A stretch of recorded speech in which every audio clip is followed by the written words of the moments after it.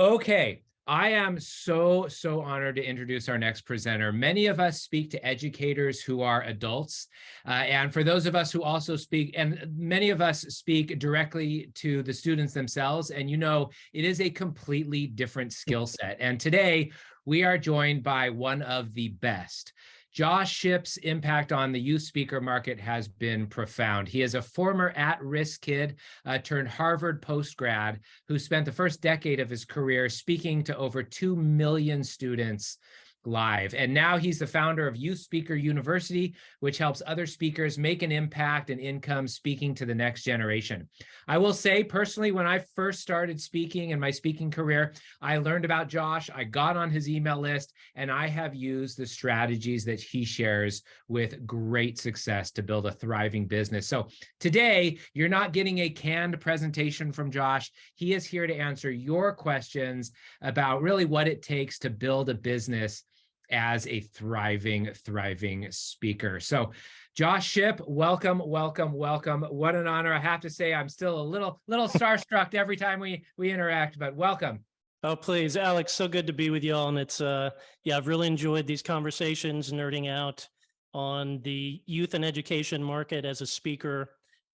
Just a bit of context, as you mentioned, I spent the first decade of my career speaking directly to students. I grew up in foster care. I kept a notebook where I would keep score of how quickly I could get kicked out of each foster home. I went through 14 different foster homes and really at 14 moved in with a set of foster parents and then subsequent sort of educational programs, educators, after school programs that really became the genesis of my message that every kid is one caring adult away from being a success story. And so that was the first half of my career is millions of students speaking to them, books, documentary series on A&E produced by Oprah, sort of all the things you would want to have happen as a speaker happened.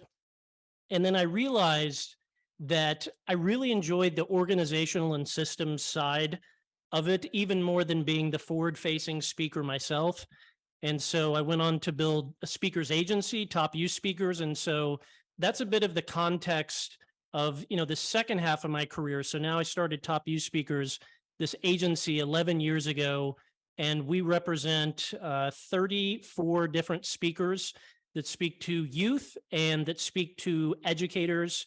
And last year we managed 1,000 different events. Wow, that is amazing. Incredible. So tell us, I know that a lot of your specialty is in the student messaging. Tell us about, a lot, like I said, a lot of us do some, a lot of us do both, but student versus educator message, right? What are the subtle yet critical distinctions between the two? Yeah, sure. I mean, in the educator world, sort of the two most common, not necessarily consulting messages, I'm more so talking about workshops or keynotes.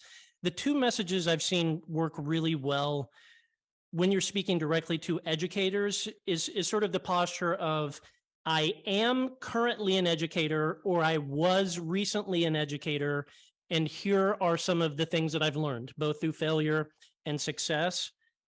The second sort of educator message I've seen work well, it's the one that I deliver, is someone who is an educator completely and totally changed my life. Let me tell you about them. So it's not me coming in and trying to posture that I understand your role, because I don't. And I've sometimes seen folks that speak to students, claim that they work with students, and coming in and doing an assembly is not working with students. It's speaking to them. It's a tricky thing in and of itself, but it's not working with them. So those are the two kind of postures I've seen work well in educator messages. The subtle distinction really with student messages is it's good advice, entertainingly delivered. If you can do those two things. Now, obviously, there's different sort of challenges and nuances when you're talking K through 5, 6 through 8, 9 through 12. K through 5, they're going to love you immediately.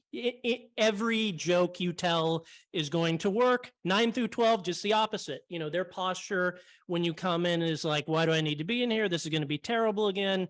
This is going to be a waste of my time. So you really have to work hard those first 5 minutes, be self-deprecating, pull down the barriers, bring them in, sort of earn the right to deliver advice. But essentially, honestly, in the student world, it is good, solid advice delivered in an engaging way. That's what works.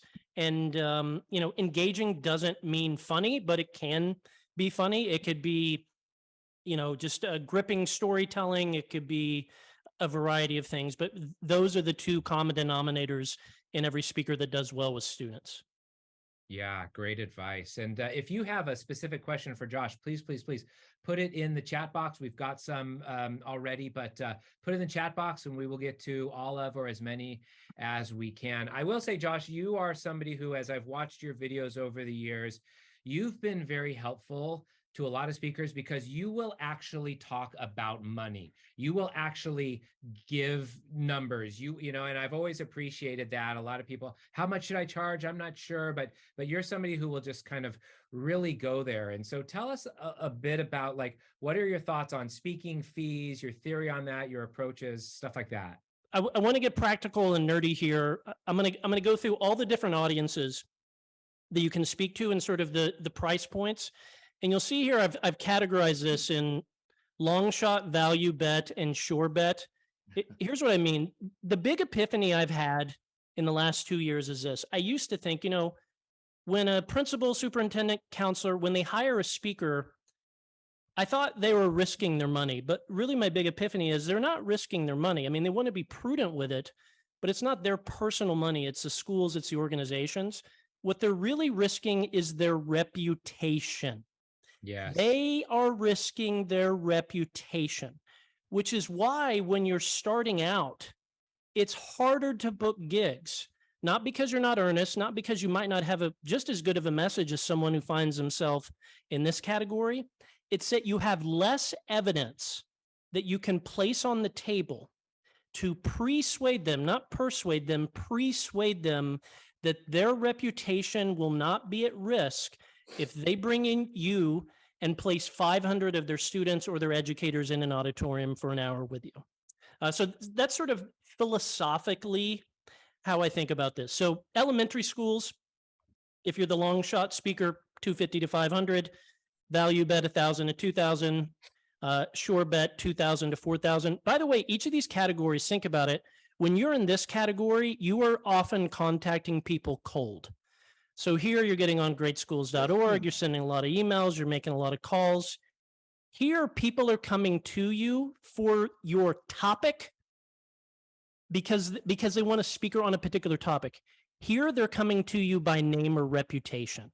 So here it's, my colleague saw you at this event, or I saw you at this event, and I think your message and the way you do it would be perfect for our students. So elementary, K through 5, here's the range.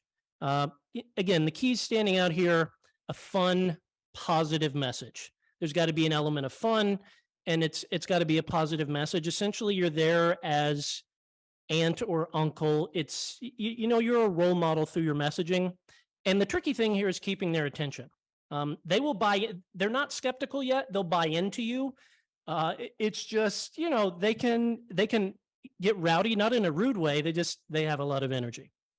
Okay, now let's move to middle school, high school. Here you see the ranges again, 500 to 1,000, 2 to 3, and 3 to 6. This is a skeptical audience. Something you can do to stand out with this customer here is offer something beyond the speech. So yes, you're going to come in and deliver the 1-hour message on kindness or on leadership development. But if you can just, take a few weeks and film, say, 6 10-minute follow-up videos that extend and extrapolate the message that you gave in that assembly. Well, now the school has something that they now not only have the hour kickoff that you delivered, but they have 6 weeks of programming to extend the impact and the message. And Alex, feel free to interrupt me if you have any questions here about the subtleties of each of these audience categories. Just to clarify, you're talking about speaking specifically to students in this one, right? Yes, I'll get to educators as well. That'll be a category you see here. Okay. Next, colleges. Some of our speakers that we represent and top use speakers speak specifically to colleges. Here you see the ranges, sort of unique subtleties here. This is the only category on this entire chart, which I'm slowly unveiling here, like a magician. I'm decloaking it piece by piece. This is the only audience that you speak to where the decision is largely driven by students. So a tricky thing here is your message. Alex, can you see my mouse when I'm kind of highlighting different things? Okay, cool. So with middle school, high school, a nuance here is your message is for a 15-year-old, but your marketing is for a 51-year-old, right? Because you got to convince the assistant principal you're not going to ruin her reputation, but your message has to engage a 15-year-old. This is a uniqueness in that your audience, who you're speaking to, college students, 20-year-old, that 20-year-old is also largely making the decision of who they're going to bring in. Okay, let me move on here. Conferences, free to $1,000. I know, Tia was talking about the Boost conference. If there are events where there are folks who are not only a great audience member for you, but could be a future client, those are absolutely no-brainer events to speak at for free, assuming your message is it's in shape and it's ready. You don't want to go to those events too soon. You want to work out your stuff in smaller, lower risk venues and make sure it's ready to go. The key to standing out, I find, with conferences, keynotes, that sort of things, is that because conferences tend to have a larger budget and they've seen a lot of speakers, they're pickier. And so the best way to sort of begin to build reputational equity and trust is to start with a workshop and absolutely knock it out of the park. And then lastly, and again, this is just with our agency, teacher, staff, parent events. This is the range that we see. And I think it was Tia as well that said this. If I'm thinking 3 words with any good teacher, staff, or parent talk, again, not a training, but a keynote, make them laugh, make them cry, give them hope.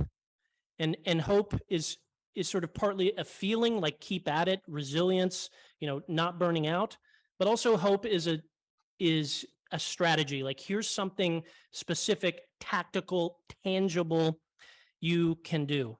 Now, if you are one of those unicorns of a speaker who can speak to both students and educators, you have a unique opportunity in that you can position your pricing where you can speak to the entire building. So in the morning, we're going to do an assembly for the 9th through 12th graders. In the afternoon, I'm going to speak to your educators to reinforce that message, but contextualized for their role in the school. And then in the evening, you can invite the community. So that's a bit of sort of the nerdy specifics on the pricing. Any follow-up questions on that, Alex? Make them laugh, make them cry, give them hope. I think that may be my new mantra. Fantastic. There you go. Yes. Excellent. Before you keep going, hey, Julia King, are you there? Julia King Poole, are you there? I know you wanted to. Yes. I didn't want to know. I didn't want to speak for you, but are you able to pop on and I'm ask here. a question? All right, Yes. all the way from New York. It's Julia. Yes, this is amazing. Thank you so much. So could you just clarify, Josh, the distinction between how you hear teachers posture or positioning themselves? Well, as a speaker, sort of the messaging posture that I've seen work well, again, there's kind of, there's a third, but it's such a unique, there's 2 really that I've seen work well time and time again. Number 1 is I am or recently was an educator, and here's what I've learned. So that's the thrust of the message. And again, you want to mix up, like, here's the stuff I've totally bombed on. Here's the stories where it went poorly. You want to intentionally throw yourself under the bus for the service of your audience, because often they're going through the crap right now, and it's oddly inspiring when you hear someone talk about their stories of failure from a position of perspective. So that's the first sort of messaging posture I've seen work well with educators. The second is, because you might be like, hey, I love educators. I love education. That's my experience, but I was not a former educator. So the message posture that can work well there is someone who isn't, let me tell you about the educator who changed my life. And here's what I learned from her. And here's what she taught me. And perhaps here's how you too, so one of my teachers, Mrs. Wilhite. So here's how you too can be a Mrs. Wilhite to the students in your classroom, to the students on your bus, to the students in your cafeteria, students who walk through your office. So those are the two postures that, as now someone who's running a speakers bureau, I look over and I go, why is it that person's message doesn't land, but oh, that one works and that one works? Those are the two common denominators in messaging posture I see with educators that land. Amazing. Can I ask one quick follow-up? Yeah. Proceed. So I run a business, and one of the things that I require is that everybody who works with me is a former educator, because I have this hunch that is so key to getting buy-in from our audience of educators. Is that your assumption as well? And why is it that we're so obsessed? And I've noticed almost everybody's introduced themselves today as I was a former educator. I taught for 10 years. Why are we so fixated on that? For sure. If that's your experience, own it and be honest about it. Okay, so again, my anecdotal opinion is if you are a former educator and you're walking up on a stage in front of 500 educators, they're going to be 30% skeptical of your message. If you're not a former educator, you're walking up on stage, they're going to be 71% skeptical of your message. And where I've seen well-intended non-educator speakers shoot themselves in the foot is they stretch the truth. Again, they extrapolate speaking in a school assembly to working with students. So, so they use all this language that educators sniff it out. They're smart. They know it's BS. It's like, well, I too work in the trenches with kids. No, you don't. Or, I too understand. No, you don't. So now again, I've seen dozens of non-educators be fantastic if they are blazingly candid and brutally honest and don't, number one, lie. Okay, that's least common, but most detrimental. Here's the most common, but also shoot you in the foot. They just don't acknowledge it. So it's an elephant in the room that everyone sees standing on the stage, but they never acknowledge it. Therefore, the audience members having a debate in their message as to the cognitive disconnect of their message, but the speaker's never in control of it. So, my whole thing is, I was not an educator. I don't understand the nuances and the specific difficulties of what you do day in and day out. But I was a kid who went through your classroom. And I was a kid unknowingly going through abuse, neglect, and trauma at home. And so I want to tell you that from my lived experience. And I want to highlight a few educators in my life who absolutely changed the game for me. So it's shifting from, if you're an educator, you do have, this might sound slightly egotistical, but don't read it that way. If you're a former educator, you can kind of make yourself the star of the message. Hey, here's what I did poorly. Here's what I did well. Take both. If you're not an educator, you need to not be the star of the story. You need to make Mrs. Wilhite. You need to make Coach Andrews. You need to make Dr. Harrison the star of the story, not you, because as we're watching a movie, we relate to people where the character, we see ourselves in them and in their journey. And so I think that's how I think about it. Thank you so much. All right, fantastic. Question coming in from Jason, Josh, and I think this is applicable not just your organization, but to lots of organizations. I mean, I book most of my own things, but I've done a few things with speakers bureaus over the years. And so what are really the do's and do nots when applying to speak to your organization, or, sort of getting in with somebody like you to get added to your organization, to get in your bureau? What are kind of the do's and don'ts? Mm-hmm. So I was a unique bird as a speaker, as I sort of mentioned at the onset, in that I always really enjoyed the business side of things, and it wasn't a distraction for me. It quite energized me. I honestly think I was born to be a speaker's agent, not a speaker. I just had to be my first client to prove that I could do this. Now, I'll speak broadly. Most speakers I've seen are creatives. They're artists. They're very talented, and oftentimes the business side drains them, distracts them, or it's so frustrating they sort of put a ceiling on themselves. Now, they're exclusive and non-exclusive speakers bureaus. We're exclusive only just because of my great experiences and frustrating experiences coming up as a speaker myself. As to the do's and don'ts, a big don't is don't approach a speakers bureau too soon. To put it bordering on offensively, what I look for is if you can't get yourself to a certain degree on your own, I certainly can't. So there's a time where you have to work out the kinks yourself and get yourself to a certain threshold where so let me stop speaking in vagues and let me speak in specifics. We often will not consider a speaker unless they've done $100,000 in bookings themselves.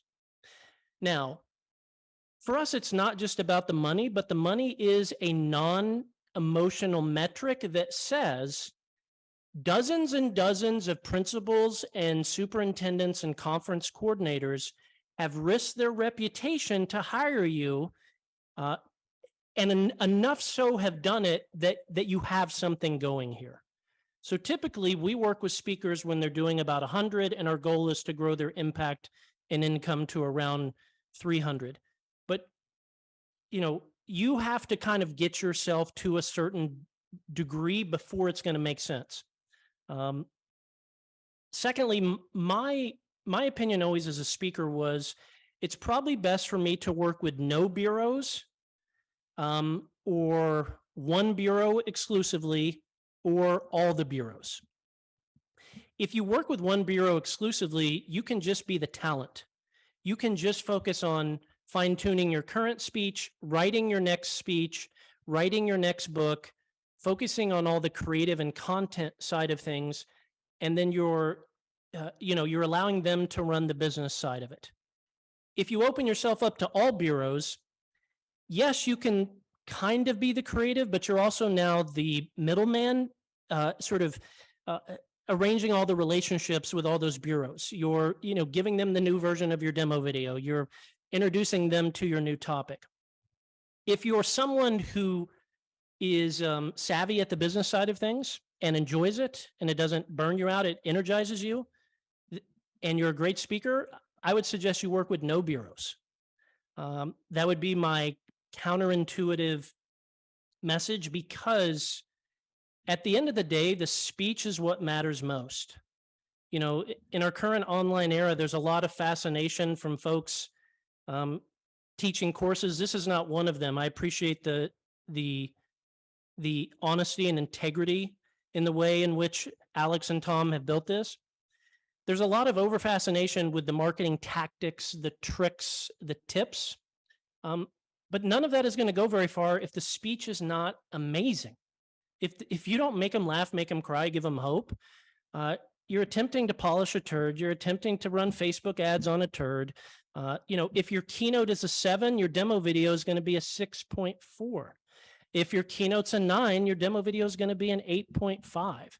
So everything rises and falls on the message, on the speech, on the quality of the content. Fantastic. Okay, this is just polish a turd. There you go. There's another one-liner for you. Josh, that's the title of my next book now. Don't polish a turd. Yes. That's Tom's next bestseller. Hey, just to wrap things up, just give us just sort of one last piece of advice, Josh Shipp wisdom that we can all take as we head off to lunch. Okay. All right. Here's my final one. So we're working with about 1,000 different bookings a year, and we recently, you can probably tell I'm very nerdy and like overthink this stuff a lot. We extrapolated out those 1,000 customers. Where did they come from?